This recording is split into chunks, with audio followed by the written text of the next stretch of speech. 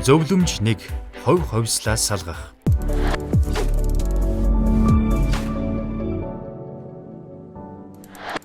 Таны бизнес амжилттай эхэлж цаашид амжилттай өснө дэвшгүй үгүй юу гэдэг нь хувийн дансаа бизнесийн данснасаас салгахаас эхэлнэ.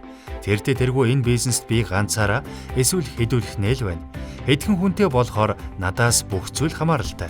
Заавал тэгэх хэрэг юу вэ? Өөртөө тэгж төвөг учруулад яах вэ гэж бодож болохгүй. Бизнесийн дансаа хувийн данснасаа яагаад салгах ёстой гэдээ байгааг одоо тайлбарлая. Нэгдүгээр шалтгаан. Та дансаа тусгаарлаж салгахгүй бол өөрийн бизнесээ бодитоор харах боломжоо алдна. Компанийнхаа санхүүг хувийнхаа дансаар оруулж гаргаад хувийн санхүүтэйгээ холиод байвал та бизнесийнхээ орлого, зардал, үлдэх ашгаа бодитоор харж чадахгүй. Маш олон бизнесмэнүүд бизнес хийж байна гэд яваад л байдаг. Орлого ороод л байгаа юм шиг, зардал гараад л байгаа юм шиг. Уг нь зогсоо зайгүй ажиллаад л байх юм. Гэтэл олигтой томорч байгаа юм алга. Зүтгээл байх юм гэтэл өөрт үлдэж өсөж дэвшиж байгаа юм алга. Яах ёстой вэ гэдэг. Анх бизнесийн болон хувийн дансаа салгаж удирдах чадаагүйгээс энэ асуудал эхэлсэн байдаг. Учир нь гэвэл нэг бол бизнес нь орлого муутай байхад хувийнхаа орлого, хоримтлал, тэр байтугай кредит карт өөрийнхөө нэр дээр авсан зээлээр санхүүжүүлээд өөрөө эрсдэлд орчхоод бизнес нь зардлаа даагаад яваад байгаа юм шиг ийм төөрөгдөлд орчихсон байдаг. Үгүй бол бизнес нь орлого олоод байхад хувийнхаа орлого шиг хэрэглээд, хувийн зардлуудаа зарцуулаад, гэр бүлийнхээ хэрэгцээнд зориулаад, тэгэд эргээд харахад бизнесээ хөдлөгчхий гэхээр мөнгөн дутагдалд орчихсон байдаг. Тэгэхээр хувь хүнийхээ хувьд би ямар орлого олоод, ямар зардал гаргаад явна вэ? Бизнесийнхээ хувьд ямар орлого олоод, ямар зардал гаргаад байна вэ гэдгээ бодитоор харж чадахгүй холилдох нь эргээд нэг л өдөр санхүүгийн эрсдэл, санхүүгийн хямрал бий болоход нөлөөлдөг. Хувь хувьсгалын дансаа салгах хоёрдугаар шалтгаан нь бизнесээ өөрөөсөө уяатай болгохгүй тулд. Хувийн дансаа та анхнаас нь салгахгүй бол та өөрөөсөө уяатай бизнесийн соёлын эхлэлийг тавьж байна гэсэн үг. Бидний бэлтгэсэн хүний нөөцийн менежментийн сургалтаас байгууллагын соёл, түүнийг хэрхэн бүрдүүлдэг тухай маш хэрэгтэй зөвлөгөө өгсөн байгааг та заавал үзээрэй. Маш олон бизнесмэнүүд манай бизнес надаас хараат байна. Би байхгүй бол бүх зүйл бүтэхгүй. Намайг юу хийн, тэрийг хийчихэд юм хэлэхгүй бол хийхгүй байж л байх юм гэдэг яриатай та танил байж магадгүй. Тэгвэл энэ байдлыг хувийн санхүү, бизнесийн санхүү хоёроо ялгаж салгаж чадаагүй байдлаас болж суурийг нь тавьсан гэдгээ бизнесмэнүүд ихэнхдээ мэддэггүй. Маш энгийн жишээгээр тайлбарлая. Эцэг эхчүүд хүүхэдтэй мөнгө өгч өөрөө зарцуулах эсвэл өөрөө сонголтоо хийх эрх чөлөөг олгохдоо хоёр янзаар хийдэг. 1.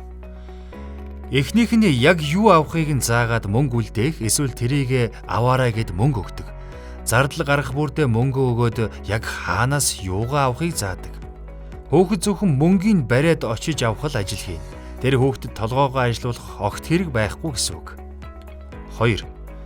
Нөгөөх нь өөрт нь хэрэглэх багахан хэмжээний мөнгө үлдээгээд мөнгөө өөрөө зарцуулах боломжийг хүүхэдтэй олгодог. Гэхдээ компьютер тоглоом тоглож болохгүй, хамаагүй эрүүл мэндэд аюултай хүнс авч идэж болохгүй гэх мэт болохгүй зүйлсийг хэлж өгдөг. Нэгдэх арга барилаар хүмүүжиж байгаа хүүхэд эцэг эхээсээ байнга юу хийхээ асуудаг болно. Бүх зүйлээ зөвшөөрөл авахгүй бол хийж чадхаа болно. Өөрөөр хэлбэл ямар нэгэн зүйлийг маш нарийн зааварчилгаагаар хийдэг болно. Яг яаж хийхийг нарийн хэлээд өгчхвөл сайн гүйцэтгэлтэй хийдэг болно. Энэ байгаа байдал нь өөрт нь амар хялбар бөгөөд байгаа байдлаа хэвийн горин болгож хүлээж авна. Ийм төрлийн хүүхдүүдийг хэрв чи өөрөө бод, өөрөө шийдгээд эхэлвэл маш хэцүү байдалд орж стрессээс гадна би чадах болов уу гэдэг айдас давтаж өөртөө итгэлгүй байдал бий болно. Энэ мэтлэн яриад байвал хор хөнөөл үр дагаврууд их бий. Харин хоёр дахь арга барил дээр хүүхэд өөрт байгаа мөнгөөрөө юу хийх вэ гэдгээ бодно. Алийг нь хийвэл дээр вэ гэдгээ шийднэ. Боломжит хувилбаруудыг бас бодчихсон байна. Өөрөө тэр хийх зүйлийнхээ араас явна. Ямар тач өөрийнхөө хийсэн зүйлийн зөв бурууг олж харна. Хэрв зөв зүйл хийсэн байвал өөрөөрөө бахархна. Бурууд бол буруудчихлаа даа гэд өөрийгөө шүүмжлээд чимээгүйхэн хүн битгий мэдээсэ гэж хүснэ. Гэсэн ч толгой нь шүүмжиллээрээ ажиллана. Хязгаарлалт тавьсан зүйлсийг мэдж байгаа учраас буруу зүйл хийхгүй байгаа гэдэгтээ итгэлтэй байна. Бизнес бол амьдрал дээрх ийм энгийн жишээтэй л адилхан юм. Та өөрөө хувийн дансандаа бүх мөнгөө байршуулад Оруулж гаргаад байхаар тантай хамт ажиллаж буй ажилтнууд тань бүх зүйлээ танаас асууна. Бизнесийн зочиндоо уулзалт хийхэд тавгийн чихэр байх уу үгүй юу гэдгийг хүртэл танаас асууна. Таныг хэлвэл уг тавгийн чихрийг танаас мөнгө аваад очиж аваад ширээн дээр тавина. Та хэлэхгүй бол ингийн гэж хэлэхгүй. Таны мөнгийг тэд хараад удирдаад байх эрх огт байхгүй учраас бүх зүйлийг танаас асууна. Асууж аваад асууж хөдөлж сурна гэсэн үг юм. Энэ байдлаар бизнесийн амьдрал эхэлж үргэлжилсээр байгаад нэг мэдхэд бүх зүйл зөвхөн танаас хамааралтай болно. Ер нь бизнест ямар ч зүйл дээр шийдвэр гаргахад нөлөөлдөг гол хүчин зүйл нь мөнгө, санхүү гэдгийг та бизнес эрхэлж байгаа бол ойлгож эхэлсэн байх. Мэдээж ажилчдаа мөнгийг дураараа ашиглах эрх олго гэж байгаа юм биш. 3 дугаар шалтгаан. Ирээдүйд том компани болоход нөлөөлөх сахилга батыг одоо тогтохгүй бол та хизээж бизнесээ томруулж чадахгүй. Компани тухай хуулийн дээр нэгэн заалт байдгийг бизнес хийхээр шийдсэн хүмүүс маш олон давтаж уншаад хэрв олуула бизнес хийж байгаа бол энэ заалтыг маш сайн ойлгож анханасаа тангараг өргөчгөж болно гэж зөвлөмөр байна. Энэ хуулийн заалтыг энгийн өгүүлбэрээр хэлвэл та бүгд бизнес хийгээд ашиг үлдвэл ноогдол ашиг авч болно. Гэхдээ танаа бизнест үлдсэн ашигт нь дараагийнхаа үйл ажиллагааны зардлыг санхүүжүүлээд бизнесийн доктортой үйл ажиллагаа явуулах үс байвал энэ мөнгийг авч болно. Хэрв тийм биш бол авч болохгүй гэсэн утга бүхий заалт юм. Ховын дансаа ялгаж салгаж удирдахгүй болохоор нэгэн том төөрөгдөлд ордог. Энэ нь компани орлоготой юм шиг яваад байвч яг үнэндээ эзэндээ олигтой цалинж өгөх чадамжгүй байсан байдаг. Бизнесийг яах гэж хийдэг юм? Ашиг орлого олох гэж хийдэг. Тэгвэл ашиг орлого олохын тулд заавал зардал гаргадаг. Зарж буй мөнгө нь тогтмол бөгөөд тогтмол бус ямар ч тохиолдолд зардалтай байна. Зардалгүй бизнес гэж үгүй. Тэгвэл орлоготой ч бизнес байдаг, орлогогүй ч бизнес байдаг гэдгийг санах хэрэгтэй.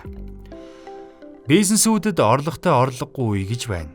Таны бизнесийн олсон орлого тогтмол гардаг зардал адгэлж 3 нугалж байна уу гэж харж байх хэрэгтэй. Учир нь та олсон орлогоороо хамгийн түрүүнд дараагийн орлого олох бүтээгдэхүүнд зарцуулна. Түүхийн эд материалаа авна. Тоног төхөөрөмжөө арчлах, маллах зардал гэдэг бол таны хамгийн чухал эхлээд гаргах ёстой зардал. Дараа нь та ажилтнуудын цалин, нийгмийн даатгалын шимтгэл, түрээс, интернетийн төлбөр, машины бензин гэх мэт бас л заавал төлөхөөс өөр аргагүй зардал байгаа гэдгийг сана. Ингээд үлдсэн 3/1-ээс татвар хураамжаа төлнө шүү дээ. Эцэст нь танд хэдий хэмжээний мөнгө үлдэж байна. Тэр мөнгийг та авч болно. Гэхдээ дээр анхааруулсан хуулийн заалт сүртэй юм шиг сонсогдож байвч бодит үний юм. Ингээд үлдсэн орлогынхаа 3/1-ээс талыг нь татвар, зээлийн хүү гэх мэт төлбөр төлөөд дууссан гэж бодъё. Энгийнээр ойлгуулвал 10% нь цэвэр ашиг болж үлдсэн гэж бодъё. Тэгвэл би 10% үлдлээ гэд авч болох уу? Зарчмын хувьд болгоч бизнестэй нь яаж цааш үргэлжлэх вэ? Дараагийн санхүүжилтээ яаж босгох юм?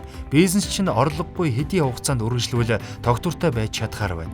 Хэрв өнөөдрийг шиг цар тахлаас болоод хүнд байдалд ороход адгалж цалингаа тавьж чадах уу? Үлдэж байгаа мөнгөө өнөөдөр би аваад хэрэглэх нь зөв үү? Эсвэл эх жил шинээр гаргах бүтээгдэхүүний төсөлд анхаарал тавьж зарцуулах уу гэх мэтчлэн яг үнэндээ та хуулийнхаа шаардлага гарч өөрийнхөө сэтгэл зүгээрч үлдсэн мөнгөө шууд аваад хэрэглээд зарцуулаад байх боломжгүй юм байна гэдгээ олоод харж хана. Та хэрв бизнес хийгээд ашиг болж үлдэж буй мөнгө өөрийн ур чадвараа үнэлүүлээд хаа нэг газар ажил хийхэд авах байсан цалингийн орлогыг танд өгч чадж байна уу гэдгээс л хамгийн ихний шалгуураа тавиарай. Ховын данс, бизнесийн дансаа холжохоор энэ шалгуураа олж харж чадахгүй. Та бизнес хийгээд байгаа мó үгүй юу? Амжилттай бизнес хийж байгаа мó үгүй юу гэж өдөр шөнөгүй толгоогоо гашлахаж асуудлыг бодож байнга бэрхшээл саа туулан явж байгаа мөртлөө өөрийн ур чадвараа үнэлүүлээд чадах газраа буюу аль нэг компани захирал эсвэл удирдах ажил хийхэд авах цалингийн хэмжээ шиг ашиг надад үлдэхгүй байгаа юм биш үү гэж бод. Энэ бол бодит байдал. Мэдээж нэг нь хүнд зүтгэж байгаа, нөгөө нь өөртөө зүтгэж байгаа. Нэг нь асар их эрсдэлтэйч боломж их, нөгөө нь бага эрсдэлтэй боловч боломж бага. Гэхдээ санхүүгийн хувьд зөв удирдах эхлэх нь эндээс л эхэлнэ. Хувь хувьсгалын дансаа холиод байхаар энэ нөхцөл байдлаа та анзаарч чадахгүй. Нэг л их мөнгөтэй юм шиг яваад л байдаг. Гэтэл үнэндээ танд адгалж цалин гэж зүйл үлдэхгүй байгаа юм биш үү гэдгийг л дахин сануулъя. Дийлэнх бизнесийн дотоод хямрал энэ сэдв заасан хувь хувьсгалаа ялгаж чадах зүтгэж байгаа хүмүүс өөртөө адгалж цалингаа олдог байх гэдэг асуудлаас л эхэлсэн. Олон жилийн өмнө суурийг нь тавьсан байдгийг анхаараарай. 4-р шалтгаан. Хоёр дансаа салахгүй байснаар замбраагүй санхүүгийн эхлэл тавигдана. Монголын уран сайхны кино Тунгалаг тамир дээр Итгэлт Баян хувийн санхүү буюу бүртгэл хөтлөлөө хэрхэн удирддаг жишээ гардаг. Энэ гурвалжингаар тэмдэглэсэн 90 хон юм. Энэ яриа танд юу бодогдуулж байна? Яг үүндээ хувьсгалаа холиод эхлэхээр Итгэлт Баян шиг зөвхөн өөрөө мэддэг санхүүгийн харилцаа мэдээлэлтэй болох юм. Энэ бол бизнесийн ертөнцид аюул. Танай компани санхүүг танаас өөр хүн мэддэггүй болно. Итгэлт Баян харин ч ойлгомжтой цэгцтэй хөдөлж юу хийснээ өөрөө ойлгож байна. Тэгвэл дийлэнх бизнесүүд хувьсгалаа холихдоо ямар ч замбраагүй, дараа нь ямар ч санхүүгийн хүн нь ойлгох байтугай өөрөө ч ойлгохгүй байдалд орсон байдаг. Хамгийн эрсдэлтэй нь ямар ч баримт нотлогоонууд олддоггүй. Гэтэл санхүү нэгтлэн болох бүртгэл гэдэг бол зөвхөн баримтаар нотлогдсон зардал орлогыг хууль болон олон улсын стандартад нийцсэн байдлаар нь хүлээн зөвшөөрч бүртгэж таны бизнесийн санхүүгийн тайлан мэдээлэл гарна. Хувьсгалаа холиод замбраагүй санхүүтэй болчхоор нэг бол та бизнестэй үнэхээр зарцуулаад байгаа зардлаа баримтаар баталгаажуулж чадахгүйгээсээ болоод өөрөө баахан зардал үүрнэ. Зардал үүрэгч биш юм. Зардал үүрч байсан бол түүнийг тань баримтжуулаад компани зардалтаа бүртгэхэд таны татвар төлөх ашигаас хасагдаж болно. Гэтэл та ингэж баримтжуулж чадахгүй бол зардал биш бүр алдагдал үүрнэ. Нэг бол та худлаа ашигтай юм шиг гаргавч цаана аль хэзээний таны мөнгө бодитоор байхгүй болсон байна. Нэмэх нь ашигтай юм шиг гарсан тайлангаасаа та татвар төлөх нэмэлт үүрэг хүлээнэ. Иймээс л та анхнаасаа хувийн зардал, байгууллагын зардалд маш нарийн анхаарал тавьж, санхүүгийн баримтуудыг тусад нь ялгуулж сурах хэрэгтэй. Хувьсгалын дансаа салгах 5-р шалтгаан. Хяналт шалгалтуудын овоо хараанд өртөнө. Бизнесүүдийн хувьд татвар нийгмийн даатгалын хяналт шалгалтанд заавал орох ёстой байдаг. Энэ бол хуулиар хүлээсэн үүрэг. Тэгвэл та хувьсгалаа холиод байхаар ямар асуудал үүсэх вэ? Татварын хяналт шалгалтын танай бизнесийг хамгийн эхлээд харах зүйл бол орлогоо зөв тайлгансан уу? Нууж хаасан зүйл байна уу? Татварын орлогоо зөв тодорхойлсон байна уу? Татвар ноогдох зардлаас хасагдахгүй зардлыг хасчихсан байна уу? Тодорхойлсон татвараа төлж байна уу гэдэг дарааллаар харна гэд энгийнээр ойлгож болно. Тэгвэл таны бизнесийн санхүү замбраагүй, компани харилцах данс нь эзнийхээ данстай холбоотой орлого зарлага хийгдсэн байвал эзний дансыг шалгахаас өөр аргагүй байдалд орно. Тэгвэл таны хувийн дансаар зөвхөн бизнесийн орлого ороогүй. Жишээлбэл та нэг найздаа хуучин машинаа зараад мөнгө орж ирсэн байвал яах вэ? Уг орлого нь татварын хяналт шалгалтын нүдээр харахад бизнесийн орлого шиг харагдана. Таны хувьд орсон орлого бүрийг бизнесийн орлого, түүнийг мэддэггүй юм байна л гэж харна. Та харин замбраагүй санхүүтэй байвал эргээд тэр болгоныг хяналт шалгалтад ялгаж салгаж тайлбарлах буюу энэ бизнесийн орлого мөн биш гэдгийг нотлох шаардлага гарна. Ийм төвөгтэй байдалд орохгүй тулд анхнаасаа хувьсгалын дансаа салгаарай.